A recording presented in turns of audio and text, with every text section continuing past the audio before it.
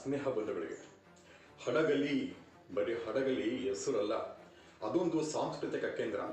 ಇಡೀ ನಾಡಿಗೆ ಸಾಂಸ್ಕೃತಿಕ ರಾಯಭಾರಿ ಎಂ.ಪಿ. ಪ್ರಕಾಶ್ ಅಂತ ಧೀಮಂತ ರಾಜಕಾರಣಿಯನ್ನು, ಚಿಂತಕರು, ಸಾಹಿತಿಗಳು, ಸ್ವತಃ ಕಲಾವಿದರು ಹಾಗೆ ಬರಹಗಾರರು ಆಗಿರದಂಥ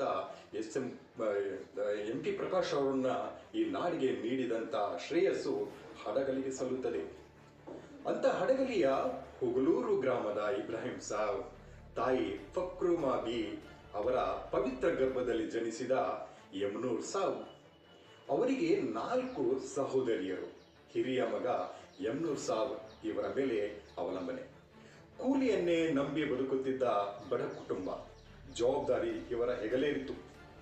ಓದು, ಬರಹ, ಸಾಹಿತ್ಯ ಅಭಿರುಚಿ ಪರೀಕ್ಷೆಗೆ ಒಟ್ಟಿದ್ದು 2015ರಲ್ಲಿ ಹೊಸ ದಿಗಂತ ಪತ್ರಿಕೆ ಇವರಿಗೆ ಕರೆದು ಒಂದು ವೃತ್ತಿಯನ್ನು ನೀಡುತ್ತದೆ. ಇವರ ವೃತ್ತಿಯ ಬದುಕು ಅಲ್ಲಿಂದ ಆರಂಭವಾಗುತ್ತದೆ. ತುಂಬ ಮೃದು ಸ್ವಭಾವದ, ಕಡಿಮೆ ಮಾತಿನ, ಕ್ರಿಯಾಶೀಲ ವ್ಯಕ್ತಿ ಯಮನೂರ್ ಸಾಬ್ ಅವರು ಇವರ ವೃತ್ತಿ ಬದುಕನ್ನು ಮುಂದುವರೆದು ಇವರ ಕ್ರಿಯಾಶೀಲತೆಗೆ ಈ ಸಂಜೆವಾಣಿ ಪತ್ರಿಕೆ ಹಾಗೆಯೇ ಬಳ್ಳಾರಿಯ ಡೇರ್ನೆಸ್ ತುಂಬ ಬಲಿಷ್ಠವಾಗಿರ್ತಕ್ಕಂಥ ಈ ಒಂದು ಪಾಕ್ಷಿಕ ಜಾಗೃತಿ ಕಿರಣ ವಲಿಸಾಬ್ ಅವರ ಅವರ ನೇತೃತ್ವದಲ್ಲಿ ಪತ್ರಿಕೆ ನಡೀತಿದೆ. ಆ ಪತ್ರಿಕೆಯಲ್ಲಿ ಇವರಿಗೆ ಸೇವೆ ಸಲ್ಲಿಸಿದ ಅನುಭವ.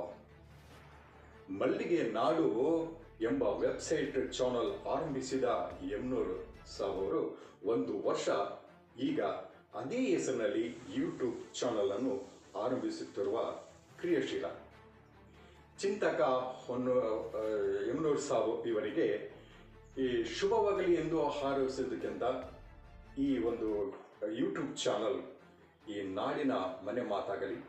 ಹೇಗೆ ನಮ್ಮ ಹಡಗಲಿಯ ಮಲ್ಲಿಗೆ ಸುಮಾರು ಈಗ 3 ದಶಕಗಳ ಹಿಂದೆ 100 ಕುಟುಂಬವು 100 ಎಕರೆಯಲ್ಲಿ ಮಲ್ಲಿಗೆಯನ್ನು ಬೆಳೆದು ಈ ನಾಡಿಗೆ ಅವರು ಸಾಕಣೆ ಮಾಡ್ತಾ ಇದ್ರು.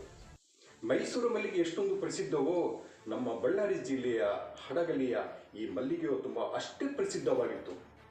ಅಂಥ ಒಂದು ಮಲ್ಲಿಗೆ ನಾಡಿನಲ್ಲಿ ಈ ಮಲ್ಲಿಗೆ ನಾಡು ಎಂಬ ಒಂದು ಯೂಟ್ಯೂಬ್ ಚಾನಲ್ ಅನ್ನು ಆರಂಭಿಸುತ್ತಿರುವ ಯಮನೂರ್ ಸಾಬ್ ನನ್ನ ಸಹೋದರರಿಗೆ 2026 ತುಂಬ ಶುಭವಾಗಲಿ. ಅವರು ಇಟ್ಟಂಥ ಹೆಜ್ಜೆ ಯಶಸ್ವಿಯಾಗಲಿ. ನಾಡು, ನುಡಿ, ಭಾಷೆ ಮತ್ತು ಸಾಹಿತ್ಯಕ್ಕಾಗಿ ಇವರ ಸೇವೆ ಮುಡುಪಾಗಿರಲಿ.